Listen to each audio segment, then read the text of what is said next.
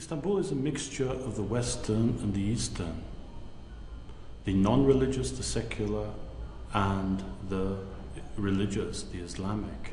This can be seen very clearly in different districts of Istanbul. The university I was working at, Boğaziçi or Bosphorus, is in a very European, very secular, rather rich area. I remember Ramadan 2006, October 2006, just after I'd arrived there to teach at Boğaziçi for a semester. In Bebek, this rich area, very middle class, very affluent, very few people seem to take account of Ramadan. And I remember one lunchtime going to eat in a restaurant which seemed like any restaurant in the Western world. A week later, still in Ramadan, I went over to the old Istanbul side, the district of Fatih, apparently, supposedly the most religious area.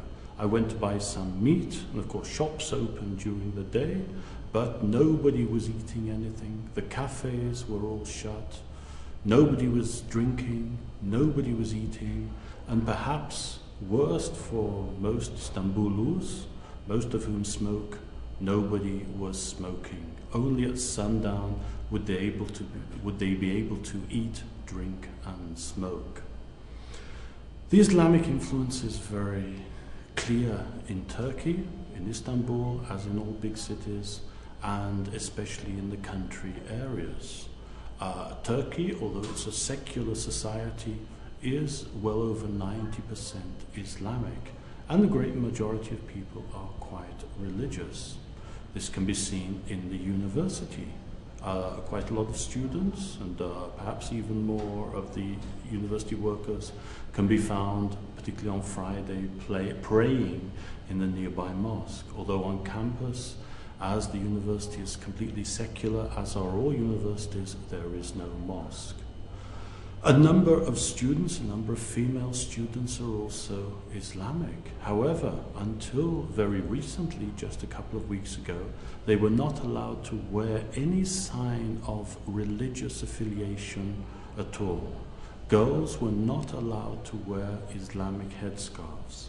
This resulted in a large number of protests.